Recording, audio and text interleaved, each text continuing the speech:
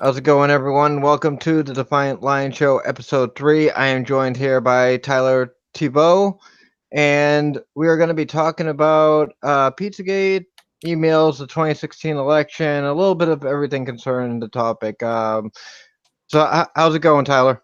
Hey, how are you guys doing? Doing good. Enjoying the Sunday. Just finished Game of Thrones. It was Oh, yeah.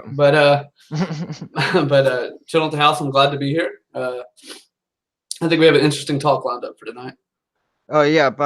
So, for those of you who may remember the whole Pizzagate thing, and the Clinton email situation that was all released by WikiLeaks at the time. It was a pretty big deal, and if you look it up, the first thing you'll say is it's debunked, and that it's a right-wing terrorist, conspiracy theory. So it ends up being a pretty interesting, pretty interesting find when you look it up on the internet. Yeah, for sure. And that's like one of the main things I wanted to touch was a lot of information you see has like it's kind of misinformation about as far as the beginnings of the conspiracy and Hmm. how that whole thing came to be. I was reading an article earlier just to catch up, and it like pretty much everything say it just started with right wing sleuths just going through the Podesta emails and Hmm. kind of just coming up arbitrarily with this narrative and making the pieces fit with a predestined narrative they already had. Where my experience with it was a lot more natural. The pieces kind of flowed together Hmm. in a way that wasn't really political at the beginning, but we can get into all that. Is there anything you'd like to start on specifically about the conspiracy or just the overarching Yeah, idea of conspiracies? Yeah, but well, why don't we start at the beginning? It kind of all started with some guy noticing a bunch of Wi-Fi signals in a very odd Right. Yeah. place. Yeah. And that's okay. So that's a big part that's missed a lot. Mm. The it kind of the whole thing kind of started even before then. I was reminded earlier that on 4chan there were several posts from an FBI anon regarding the Anthony Weiner de, debacle when Mm. he pretty much got charged for solicitation of sex with a minor, and his computer got taken. This is all like true things that happened. His computer got taken. Well, this anonymous poster was saying they were part of the FBI, and there was information that wasn't being put to the public about uh, a collection of events with sex and minors, and it tied into, as in his words, everybody. It was Clinton, it was Trump, pretty much everybody in positions of power had this kind of this child sex trafficking thing going on, and he was hinting at this, that, and the other. Well, that kind of died down, and where my start was in the whole Pizzagate, I was just kind of browsing through the conspiracy board on Reddit, and there was Mm. this post going around. It didn't originate on the conspiracy board, but it got linked to there because people started talking about it, and it became kind of interesting. And the basic idea was that there was this guy that said he was doing some work on a farm property in Hawaii, and he started noticing some unusual things. And the main point of focus he was talking about was there was like 25 to 30 Wi-Fi signals that his phone was picking up. And so he was like, okay, let me find out where's this Wi-Fi signals coming from. One of the things he noticed was the SSID. So I guess the name was rotating. There was an algorithm that was rotating the names, Mm. which was pretty suspicious. It's not unheard of when you're trying to keep, a connection kind of secret or private. If you keep rotating the SSID and passwords, it makes it harder for a hacker to get in. So he starts investigating the land he's working at and finds that all of them are pretty much coming from the same point. As he moves to one part of the property, they all get weaker at the same time. As he moves to the other, they all, they get weaker at the same time. And he kind of narrows it down to this concrete slab on this property that's got some, like a little shed and some junk on there. And he's going through the post, and people were interested in it. It wasn't anything beyond that, other than it was just like this little internet mystery that people were spending time on. And some people suggested he kind of make a hole, with a pole that he had, and make it kind of deep, and then pour some water in it to see if the hole fills up. And he did, and the water never filled up. So it suggested there was something hollow under. So he starts thinking he stumbled across at least some kind of underground room that has some kind of secret Wi-Fi thing.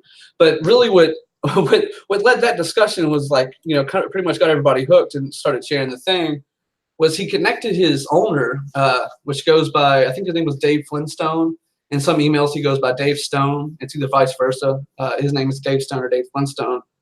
He ran a eBay site called Cheesy Bay, and he was linked to that. And on the eBay site, he was selling faulty hard drives and broken electronics. Basically, it was just like that was his main thing. And then we were going for really high prices, which was pretty suspicious. Even weirder. And I remember looking at the time when somebody linked to the eBay was like the buyer feedback was like, hey, this really great stuff. This guy delivers, and there was even some, and I remember this comment specifically, and I see it's referenced in this article I'm looking at, that there were very happy kids, and I don't understand. I don't know how that would, and that kind of set the tone for the whole thing all the way through. Was just like, how does this make sense in the context that it's presented, and why is there a faulty hard drives? I mean, you kind of put the pieces together. They weren't faulty hard drives. There was something on there that was making them. Yeah, because because you see faulty hard drives, advertised. You're kind of thinking that it's like a junk piece that could go for cheap. It's almost like looking up ticket sales and the secondary ticket sales and seeing like a balcony seat that's cost $500 where the front row seats are only costing $100. Yeah, exactly. It didn't make sense.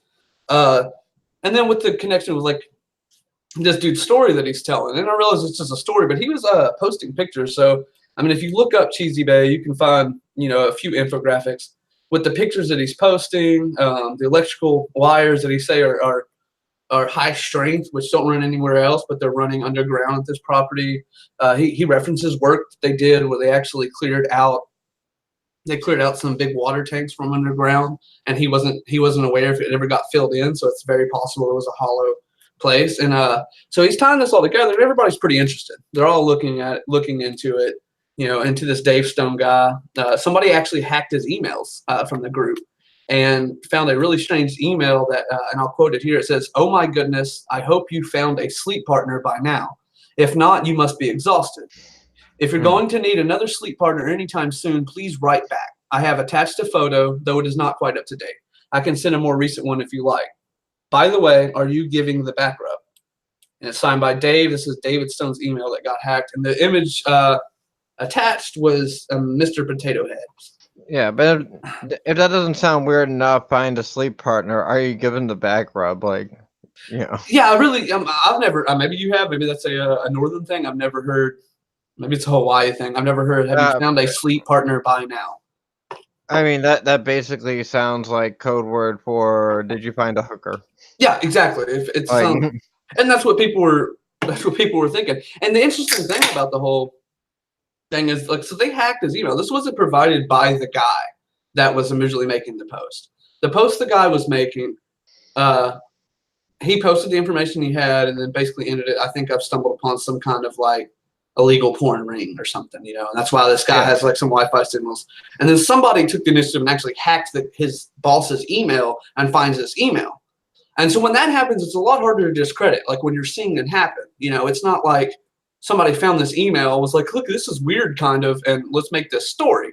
It didn't happen like that. And that's a lot of the narrative you're going to get from the mainstream media regarding the whole thing of the Pizzagate, where there's some kind of just made up story and they're finding little weird worded emails to make it work. Yeah, so, but it almost becomes like a 1984 situation where it's like, anyone that has a different opinion, some kind of traitor to the organization and whatnot. Yeah, exactly. And it like it couldn't be questioned or anything into this possible. Yeah. So because like I said at the beginning, it's like you hit the Google search and it's like, it has disclaimers like this has been debunked, like this is not true. Exactly. I've seen like it's almost like a wrestling disclaimer, like please don't try this at home. Like it's like right there before you even see any of it, and just kind of like just to me, just like as someone curious looking at that, seeing that would just immediately throw off red flags. Like okay, Yeah. Yeah, like exactly. But you're not even. you're really trying to convince me of something. I agree. I agree. And there's a lot of that. It's a lot of like one of those things, like the things that you can't talk about Hmm. are probably somewhat true, but that might have led to the credibility even more. But again, so what we have is just this kind of weird post that people were kind of jumping on. It wasn't political. I remember the whole tone of people discussing it were more just kind of like interested. They found it Hmm. interesting. They thought they were some kind of like internet detectives. And there's been many posts on 4chan and conspiracy that kind of like that. I've seen plenty that just post like some kind of coordinates, and people try to like find out where it is, and it ends up being this pretty crazy story. It might be an elaborate hoax. It might be something more. But so basically what happened with this, and I'll try to summarize what this is.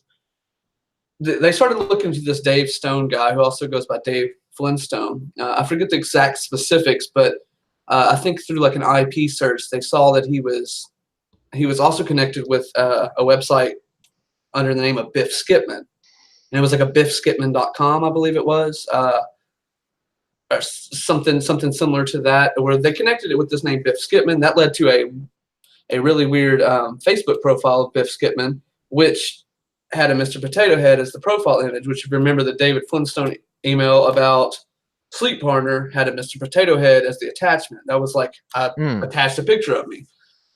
The Biff Skipman Facebook goes on to be this really weird thing about raised by boll weevils. This is like about me. Raised by boll weevils until the age of 9, learned to speak at 12, blah, blah, blah. It's just like real rambling kind of, I was roused from my coma by the angelic voices of the Salvation Army.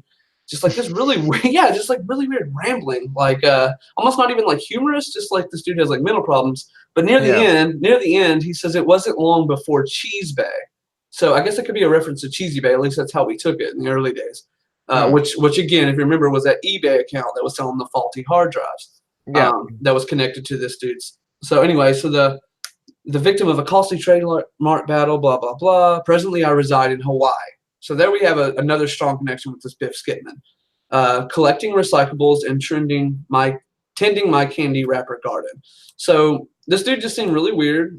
Some of the words that they were looking into, like candy wrapper garden, some people brought up that had to do with code words for pedophilia, Hmm. where like candy was code words for children and stuff like that.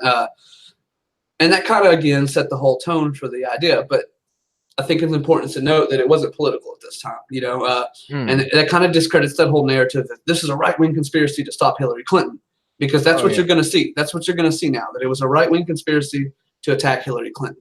Oh. And to finish this whole point, basically, it connected with the Ping Pong Pizza, which it's an infamous pizza shop that the whole conspiracy culminated in that guy bringing a rifle. There was a connection between this Dave Stone guy and Comet Ping Pong when the Podesta emails dropped, and we can get into that in a second. But man, I think we've touched on the beginnings. It wasn't, like I said, it wasn't the Podesta emails. It really wasn't. That kind of catapulted it into like more of the mainstream. But people were already kind of like following leads through the Wiener investigation, and then just like this, this David Stone kind of Hawaii tie-in beforehand. Hmm. And so I thought that's really interesting, because you don't see that. Like, you don't see anybody mention it. I have not seen a single like mainstream source mention anything about it. And I understand it might be a smaller story, but I think it's important to note that the Podesta emails weren't just the beginning of some random, non-supported chain of evidence or whatever that led to that. Right, yeah, because like you said, people, even before it became political, and it definitely became political after time because the whole WikiLeaks and being tied to the Clintons and all that, like that just made one hell of a storm, and that kind of catapulted the whole fake news phenomenon, where everyone was getting crazy about the fake news. Speaking of 1984 style style tactics. Exactly, exactly.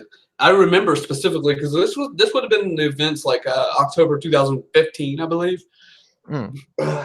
So I would have been 24 at the time, and I wasn't that interested in the politics. I wasn't like I didn't have a favorite candidate. If there was any, it would be Bernie, honestly, because I was kind of on the fringes. I kind of just looked at everybody that was presented and was like, well, this Bernie guy, all my friends like him. He seems pretty cool.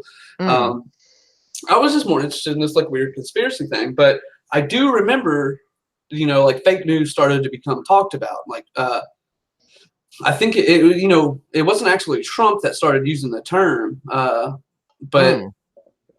he kind of turned it back around on the other side, Yeah, saying everything's and that's what a lot of people think. They think that it's Trump calling the press fake news, but it was really something that started before him, and he kind of said it back, like kind of like a no you, like, oh no, you're fake yeah, news. exactly, exactly. Call me fake news. You're fake news, because they were talking about what was his site there? Oh, I can't think of the name of his site now. He Talking. had yeah, he had like he was behind like a certain news site that was very Oh, conservative. you're talking about Breitbart.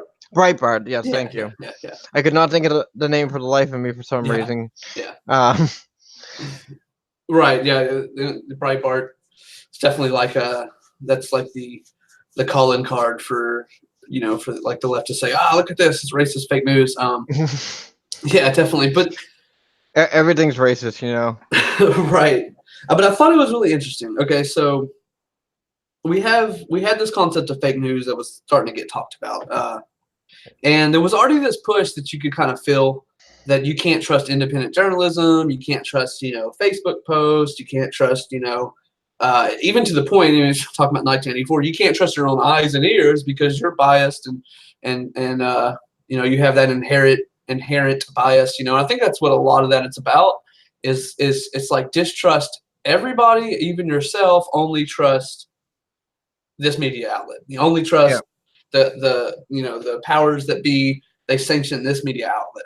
Mm. I think that's a lot about that narrative, that inherent bias, that oh, you have this racist perspective, which is clouding your judgment. You need to listen to the facts. The only people that have the facts are these people. So Yeah. and that kind And of that kind of culminated.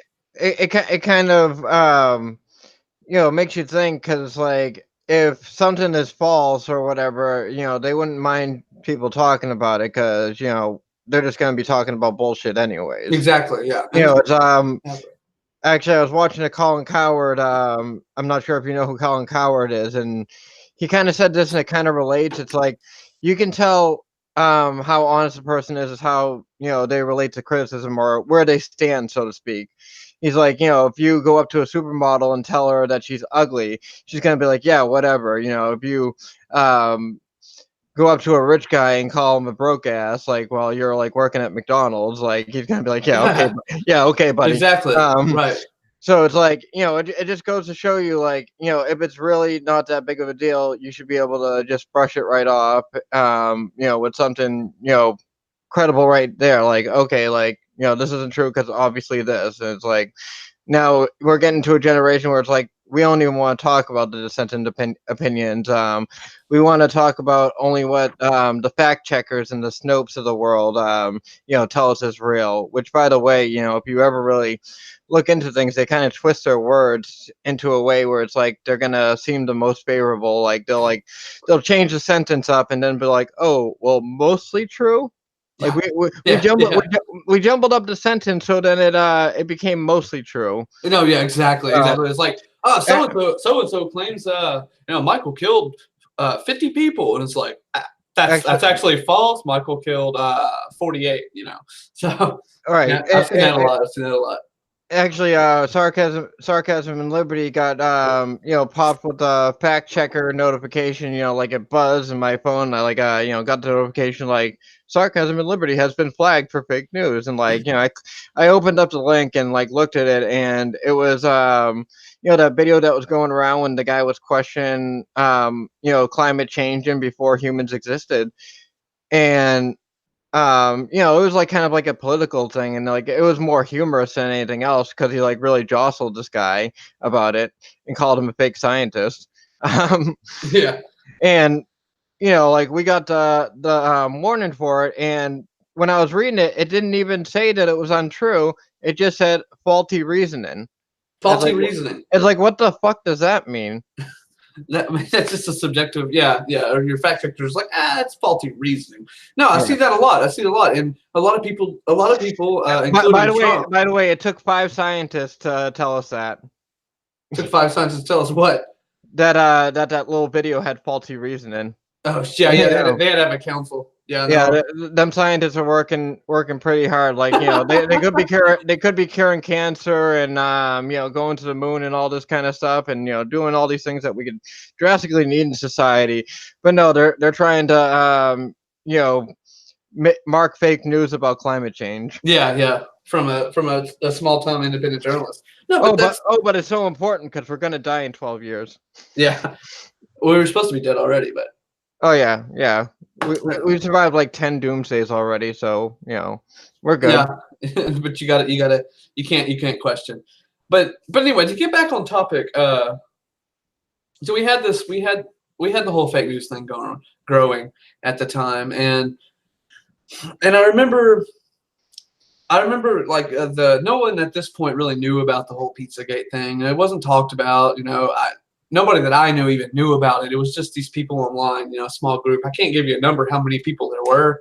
I mean, the conspiracy board had probably somewhere in like the 30,000-40,000, but I don't know how many people were actually participating in that specific thread, but it became pretty popular. And around that time, it was about maybe 2 weeks after we had the Podesta emails drop. So that was almost a separate issue. That's a separate thing that wasn't related to what the group I was in was looking into. But when they dropped, people started going through them, obviously. And you probably had people on the right that were looking for anything that could incriminate Podesta and Clinton and the DNC. I mean, obviously that was happening. It's all in the game. Exactly. And I remember at one point somebody made a thread that was kind of a crossover between our cheesy based stuff and the Podesta email, and saying, hey, we found this email. I know you guys are investigating this David Stone guy that apparently runs this Hawaii thing. That's, y'all's little deal. We found an email in the Podesta emails, and part of like an attachment was an email that was kind of like a chain thing to with an Anita Lord. Anita Lord. Now, Anita Lord was the music booker at Comet Ping Pong. She kind of that sounds like a fake name already. It's a pretty weird name, but she was the music booker at Comet Ping Pong. Actually, I'm looking here. It says Sasha Lord is what she goes by. Anita Lord was in the emails. Was in the David Stone email. So let me do a correction. So there was email correspondence between Sasha Lord and the Podesta, and then there was also a David Stone email with Anita Lord. Anita Lord said, I have been given your details by Richard Windsor. Hi, David. I've been given your details by Richard Windsor in the hope that you will be able to supply us with a reference for him. Please, could you complete and return to me as soon as possible? Many thanks, Anita. So some people had connected Sasha Lord and Anita Lord, and that's what got them looking into Comet Ping Pong. I was one of the people that always thought this was pretty tenuous. I didn't think there was actually much there, because you have an Anita Lord and a Sasha Lord, and as far as I know, it was never proven that they were the same people. But somebody did point out that I have been given your details by Richard Windsor was interesting, because Richard Windsor was a known alias by Lisa Jackson. who is the former Environmental Protection Agency administrator, and she was caught using the email account under the pseudonym Richard Windsor, and she was sitting on the board of the Clinton Foundation at the time. And so that raised some flags. And with the connection between an email to David Stone from this Anita Lord referencing a Richard Windsor, people started to put piece together. It was like, okay, this is probably Sasha Lord. Like I said, I don't know how they made the connection, but regardless, that's what led to Comet Ping Pong. That's what led to people started looking into it. The media likes to portray it as they just settled randomly on Comet Ping Pong. They decided that pizza was a code word for some kind of child porn thing, and they were going to look into the DNC's favorite little pizza joint in Washington, D.C., and just make up this thing. But there was this email that kind of connected this Cheesy Bay with this David Stone with this Mrs. Lord here. Whether that's the same one, I'm not sure. But regardless, it got people looking into Comet Ping Pong. And that's kind of where things took off, because within Comet Ping Pong, there was just so many things that were coming out. One was this group that was affiliated with them and often played there, put this like really weird music out. They were almost like this avant-garde, like hipster indie stuff. Their website was like this weird, like psychedelic. Seemed like it wanted you to like it was some kind of like hinting at like brainwash or something. They had this really weird images. They had these really weird songs about children, nonetheless. I'm not sure if their site's still up, but it was just like really weird. It's like, on one hand, how can this Comet Ping Pong be like this straight up like political? They do dinners for the Clinton Foundation and stuff like that. On the other hand, they've just got this really weird artwork on the wall of like demons and kids. They've got this really weird like music scene. It doesn't seem kid friendly at all. It seems like some kind of like Weird Al, almost a cult, just like artsy scene, and maybe that's what DC's like. I'm not sure, but it was making people scratch their heads at the whole thing. And once they had it in their heads that there was some kind of connection between some wrongdoing, and at this point everybody was like, okay, they're doing something with kids, and they're using code words for that. And that's basically what they had settled on due to the history of not only the Wiener emails, but the whole child sex thing that's been, in the upper levels of politics, and all these stories would come out for years. I mean, for years. I think we talked earlier about Jeffrey Epstein having his island, where he actually went to jail for having minors on his island as like, possible sexual entertainment for upper level. Donald Trump was on his little black book of people that went with him. So was Bill Clinton. And while it was never proven that they were there while he was having his sex parties, one can easily draw a logical conclusion that there was some kind of sex ring going on and with people of power, and that's always been a narrative for a long time. I know a long time. So that's with that already in mind. And it's still going on. I'm not sure if you caught it, but this is more recently. The whole Bill Belichick thing, and all that still same kind of stuff is being put onto that situation. Okay, and was he the coach? He was the owner. Okay. I'm sorry. It was Robert Kraft. I said Bill Belichick. I'm sorry, Mr. Belichick. I didn't mean to smear your name like that. Okay. Strike one. Fake news. Yeah, Robert Kraft got busted in the prostitution ring, and like the immediate thing that you saw in that thing was people were questioning like, why is he going into this rinky-dink place in the middle of Florida when he's a billionaire? Yeah. You know what I mean? I'm not familiar with the story, but I know what you mean about like just questions. It's like this does not make sense without some kind of situation. But it happened the night after the AFC Championship game. So he was in Kansas City the night before in Kansas City for the game, and flew down to Florida to go like into this rinky-dink town. Like, it wasn't in the main part of Florida. It wasn't in Miami. Like, it was in like some small town, like, some beat up old like massage parlor pretty much. And I guess the cops have been watching this place for a while, and they've been pulling people coming out of there just over like traffic infractions, like trying to get data on people. And sure enough, one of the guys that came out was Robert Kraft, the owner of the New England Patriots. So did he have an answer, or they like claim The, what they were doing there? the court is still ongoing. Like he's fighting it really hard. Yeah, So I mean, I guess there's supposedly a video out there, but it can't legally be.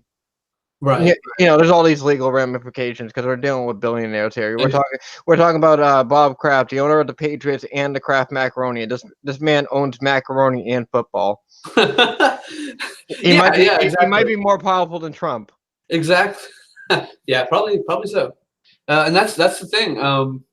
If you can look at it in two ways, like, because this does happen. People in power do illegal activities, and you can either take it as one, it's like they're in power. They probably got in power due to certain personality traits that lead them to certain activities of using that power over other people. So Yeah, according to Marshall, that would be sociopathic personalities, and I think with some of this subject that may be correct, but yeah. Well, I mean, there you go. Because I mean, I buy into that. I buy into that because in a certain realm, the sociopathic, psychopathic personality traits do lead to making decisions and not worrying about repercussions, and that might lead to failure. But a lot of times, it'll lead to success just as much. But I mean, regardless, you have two ways you can look at this, and it's these people, if they want to engage in something, they're high profile people, they're probably involved in some kind of secret societies. It might even be smoking weed. And I think it was actually Alex Jones that was saying, hold on, guys. Alex Jones, of all people, was saying, hold on, guys, maybe this is code for smoking weed that we're seeing in these Podesta emails. And that's true. I mean, whatever they're doing, they probably have some kind of secret society set up to do something illegal. Or you can look at it like David Icke and say, yeah, they're fucking lizard people Satanists that are like, performing these sex rituals and sacrificing kids to Moloch and all this and that and the other, but it's probably somewhere in the middle, it really honestly is. But yeah, I mean, like, I joked about like the whole Marshall saying everything's sociopathic, and like, but you are right. It does take a certain amount of cunning to be one of those people that make its way to the top, because the old expression "nice guys finish last." yeah, I mean there's some truth to it. but I don't think you need to be a child rapist to be a billionaire. I mean, maybe. I'm not a billionaire, so maybe I'm doing something wrong. Yeah, you might probably need to I look don't want into to be that a billionaire satanic. by that standard though. Yeah, for sure, for sure. So I think so. Where we were, like I said, when it connected to Podesta emails, a lot came out. And here's the thing, it's been a couple of years.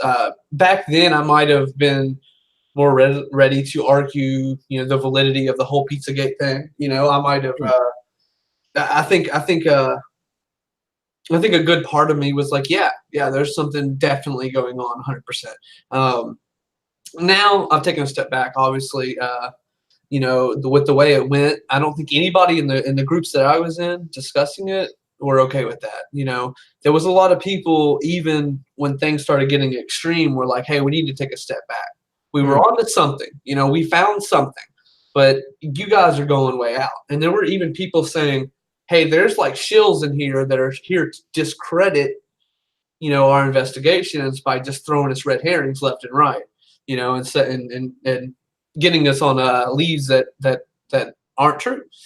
But I think overall there were some things that, regardless how the connections were made, if you stand them alone, they still require some kind of explanation that we never got. I'm looking at James Alefantis, which, if you're not familiar, was the owner of Comet Ping Pong. He visited the Podesta's household, semi-regularly, went to their parties and stuff like that.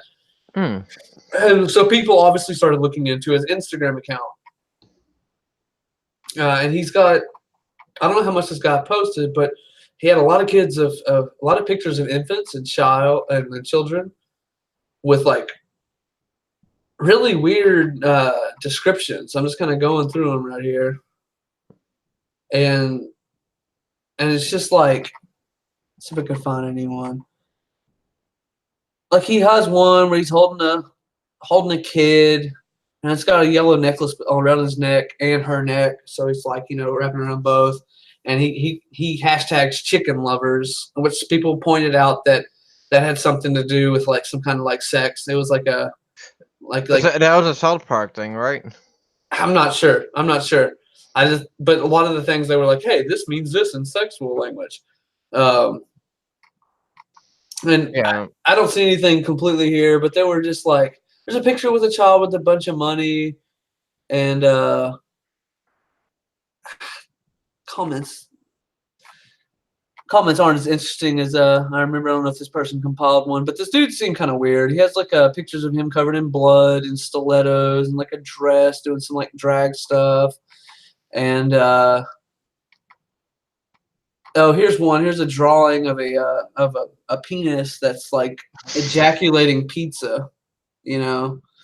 Which I mean, it's just like some funny stuff. I get it, you know. It's just kind of some weird hipster like artistic kind of stuff, but it's just Yeah. weird when you connect somebody like with that, because like literally the penis is right above like a Hillary Clinton bake off with little I'm with her H's on like puddings and stuff like that. So he's like posting this really weird like sexual pizza stuff. A lot of kids. Somebody was like, "Oh, it looks delicious." Um, you know, oh, I want to spend some time with that. And so people were like, okay, this guy's kind of weird, you know? And they started looking into the Podestas. And the Podesta has a brother, Tony Podesta, who's like a lobbyist, and he's got a, you know, really big home with like a bunch of really weird art. There was one, it was like a victim of, I'm going to draw a blank here. It was a victim of the famous cannibal serial killer, Dahmer. So it was one of Dahmer's victims. He has that like displayed in his foyer. He's got art from this one person that paints like child sex abuse kind of thing. So have like a group of big small like big stick figures around like a small stick figure on the bed, and just like this weird thing, who's on record saying, yeah, this was about me dealing with my abuse, but he hangs that in his house. There's this other artist that does like this weird paintings of like naked kids, you know, and it's like, what the fuck, you know? And like apparently he likes having really weird art, you know. And that's where people started getting into the whole spirit cooking thing. I think that was the climax, or at least one of the climaxes of the Pizzagate. And like I said, standalone, this needs an explanation. And when you consider how it built up to it, all the way from like Cheesy Bay to the weird emails that were seemingly talking in code, and then it's like it didn't lead to nothing. It led to people being like, holy shit. So the Podestas go to spirit cooking dinners with this like occultist artist who uses pig blood and semen to like write on the fucking walls and do some black magic shit, you know, like. Yeah, it sounds like a horror movie. Yeah, and I remember that popping up. That was actually pretty popular going around because when the whole WikiLeaks thing was, like, you'd see like little portions of it, you know, like in different corners of the internet. Whoever was happened to be sharing the little pieces, because the whole thing was so long that no one in God's green earth would be able to read it all. Yeah. So you know, you'd see like a lot of like, you know, like just small little clips of like certain sections that were like really messed up or like really heinous, and that was the one that I remember seeing the most, the actual spirit cooking ones. And I don't know, some creepy stuff, those goddamn Democrats. Yeah, and it's like the only explanation people gave was like, oh, they're just into art, you know. It's like, what? Like, when you think of politicians, you think of like some kind of like, you know, just like boring old people, you know, and like Yeah, they have book club, and they're the kind of people that we don't relate to, and you see they're going to like a spirit cooking event, you know, where in the recipe she's saying, with a sharp knife deeply cut the middle finger of your left hand and eat the pain. And yeah, like, what is that like? If like anybody would have done that, I don't know, 20 years ago, people would have been like, "Oh, hold the fuck up! Like this is some Satanist ass shit," you know? yeah, Like this is challenging Marilyn Manson, you know, and they're having her in the home. And somebody dug up an AMA and asked me anything with her that asked her. They were like, well, what's the difference between occult magic and like just an artistic performance? And she explicitly said, she said, the difference is like the context of when you perform it. If you perform it in an art gallery, what you're doing is a form of art. When you do it in a private home or a, secure setting, you're doing black magic or you're doing occult magic. And that's what she was doing. She was actually, and it's proven. I mean, it was in the emails at least. Hey, we're doing the spirit cooking thing. Do you want to come? Oh, yeah, sure. I'll be there. And it's like, there was no answer for that. There was really, I mean, why are these people going to this? Like, that's weird to me. And so we did have a lot of things that came out that were weird. There were a lot of things that came out that people were just drawing random conclusions, but with the Comet Ping Pong, we had weird acts going on, weird things of art there. We had this whole spirit cooking thing going on. And we just had like these really weird emails. And that's where a lot of people focus on is the weird emails. So if you watch, anything from the Young Turks to CNN or anybody talking about it, they're basically saying these emails were the catalyst of it all. And I remember, one of the most famous ones was somebody emailed Podesta and was like, hey, I have a pizza-related handkerchief. I think it belongs to you. Would you like it back? It's like a pizza-related map handkerchief or something. I was like, what does that fucking mean? Right. And his brother emailing him, like, hey, I don't know. This weekend, should we play dominoes on pasta or pizza? Like, what does that fucking mean? Like, and that's what had people drawing conclusions. I don't know what it means. Like Jones said, it could have been some kind of code for marijuana, but it definitely seemed like there was some kind of code going on. Oh, definitely. Yeah, because that's not a normal conversation right there at all. Like, have you ever heard anybody say, hey, would you like to get a pizza for an hour? Are you free tonight? Would you like to get a pizza? I've never heard anybody say a pizza for an hour. I don't know. I mean, I don't know. Maybe they just use it as dinner. Maybe they eat a lot of pizza. Well, maybe there's like this place that we don't know about where they actually just give you like a time frame. Like you just, it's like an all-you-can-eat buffet, but you can like pay by the hour. So you just like go in for the hour and you just pig out. Yeah, possibly. Yeah, definitely. If you're still there at the minute over, you get charged for another hour. So you got to make it quick. Yeah.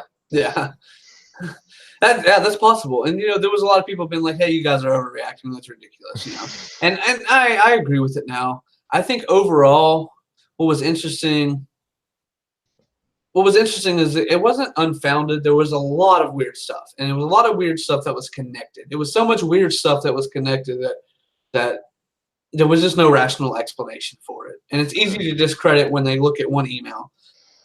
I mean, like the images and the logos that these places were using matched up with the FBI released email for like, hey, these are the symbols for different pedophile codes. Like, a triangle spiral means a boy lover, and like you'd see the pizza place and that was their logo, and it'd be like, so there were just a bunch of weird connections. And at a certain point, it's like when you have like over 100 weird connections, I don't think it's that unreasonable to say, hey, something might be going on here. But the thing is, it culminated in that shooting, and I still have questions about that. I remember following the thing day to day when new information was coming out, and when I woke up and like checked the news later that day, I saw that some dude had brought a gun to Comet Ping Pong. It was all over the conspiracy boards. Hell, it was all over the TV. You know what I mean? And it was like, my first thought was somebody staged this. And that's the mindset I was in. Was that this is all it took. There had been a couple discussions beforehand where it was like, hey, we have shills in here that's trying to discredit us, this, that, and the others. I think someone even mentioned that like a false flag would put this to bed. Like if there was some kind of like false flag shooting, it'd be over because people would just like try to drop and distance themselves from it. And that's pretty much what happened. So you had the shooting, and that became the symbol during the election for fake news. And I think that's what makes the whole thing so interesting. Is you had like this conspiracy theory that evolved out of like completely normal, just internet investigation. Let's talk about this. Isn't this weird? Check this out. And then all of a sudden, this dude just goes there with a gun. And I think I heard fake news more than I had like the whole year before, within that week. And it was like, look what fake news does. Look what fake news. And everybody was like, Yeah. you gotta trust the journalists, the real mainstream media. This is fake news. This is what happens. I don't know. Maybe somebody sent that guy. Maybe somebody sent that guy that said, "Hey, they got in front of it." Because at that point, it became Comet Ping Pong was getting trolled. They were getting called. They were getting threatened. Poetry and Prose, which is another business on that corner, was getting called, getting trolled, and getting threatened. It's without a doubt it had reached the levels of Podesta and Hillary Clinton. Now, whether they set something up to be like, well, we're going to nip this in the bud. No one got hurt. The guy went in and shot the ground. And he got arrested. And everybody, fucking Reddit, they cut the any discussion. You were banned for discussing it. It moved to another site. And pretty much everybody was like, okay, this is too far. Like this has happened, and we're not going to discuss this anymore because I don't know. It's just we don't want to be affiliated with that, and it became that enigma. Talking about real censorship, and it's like you see that with Facebook now, and there's an argument of whether it's truly a full private company or not, but you kind of say like, well, it's a private company, but it's like there's no real transparency. It's like they're saying like Alex Jones and people like that are banned for inciting violence and whatnot, but there really isn't a case for that. You're seeing censorship at a whole new level, and we've referenced 1984 a couple of times, but it ends up becoming more and more of a reality because this shit is right in front of you now. Yeah, exactly. And there was no centralized movement to do that. Like I don't remember a single post of somebody saying, "Hey, we need to go." People were like, "Hey, somebody should check it out," I guess, but nobody was talking about like bring a gun, do this, and it just happened. And there were so many different branches, like because some people would be like, no, that doesn't make sense. I want to investigate this, and that doesn't make sense. I want to investigate this. So what we were left with was not everybody was a centralized, just like completely agreeing on every single aspect of the whole Pizzagate thing, but the whole discussion got banned. The whole discussion got banned. Anything having to do with Pizzagate just got completely banned. Now, whether they were actually summoning on to something is a different story. I don't know. There was just like some really weird, events and really weird discussions going on within the emails and within the whole Comet Ping Pong. I remember somebody found a secret like it was a hidden part of the Comet Ping Pong website that needed a password to enter. Somebody entered it, and it was like a directory of different like video files or like different files. I don't remember. I was like, okay, I'm not going to that. Yeah. But I'm not going to that. But I remember somebody was like, yeah, here's the screen caps. And I looked at the screen caps and the list of like different dates and stuff like that. And so there was weird stuff. There was enough weird stuff to get people reasonably interested and reasonably talking about it, but there was never enough stuff to get somebody reasonably there with a gun. Yeah, it seems pretty intricate for just like a security video of a pizza place. Yeah. I don't know if it was payroll, but it was like I don't know. Somebody I guess pulled up the index and found there was a site that wasn't linked on the main page that was still under the. But I don't know. The whole thing did have a major influence on the election. I think so, at least from my perspective, because what we had was these WikiLeaks drops, leading up to the 2016 election, and they painted a really bad picture. At least tenuously, at least just like a possibility of like Hillary Clinton and the DNC and all this business of just being like these like evil people, you know, and Mm. people had joked about and talked about Hillary Clinton being a demon and talk and smelling like sulfur, you know, and then you see these emails that reference like Moloch, which was like the god of child sacrifice, like literally referencing the god in a joke in the emails. And it's easy for people to be like, what the fuck, you know, like what is Yeah. going on here? But for it to end where it did, it almost seems like it was too perfect, because it immediately been like, this is the fake news, and this is what the right wing conspiracists think, and like all of a sudden you're looking around, but like we're right wing conspiracists. You're like, what? You know, Right. like what happened? You know, when did that happen? And That's how you make more right wing people, because like, I think we were talking earlier where we're like, so much of this labeling is like, someone that has no right wing views is being labeled a right wing terrorist because they have an opinion on something else. Like, oh, I guess I'm right wing now. yeah, exactly. I mean, you already think I am, so I might as well go the full package and vote Trump and all that. Might as well. I think I mean, that happened. It actually happened. It was quite a bit. And then you have the other side that's like, oh, I'm not even going to entertain the first fucking shred of that, you know, because that's Yeah, right wing conspiracy theory. And so I'm yeah, like, anything that you say, it's just, you know, and you look at like the Young Turks with old Cenk, you know, and he's like, of course, you know, of course it wasn't anything. Of yeah. course they just believe this. And like, I've watched the video on him talking about the Pizzagate thing. He doesn't reference a single email. Mm. He doesn't bring up a single email. He just says, "Of course they're stupid." You know, I mean, there was this one point I remember where we discovered this person in the email list, and it was the email that said, "Hey, I hope you can make it to the farm.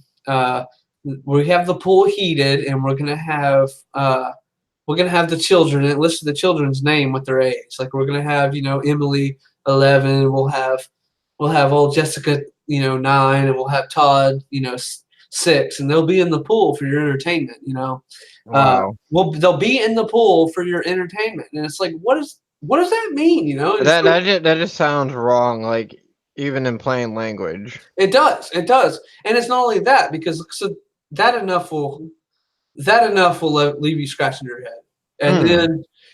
then people started looking to the lady that sent the email, and she's got this website that I don't know what the fuck was going on here, but she was like, "Hey, this is my granddaughter. I forget her name.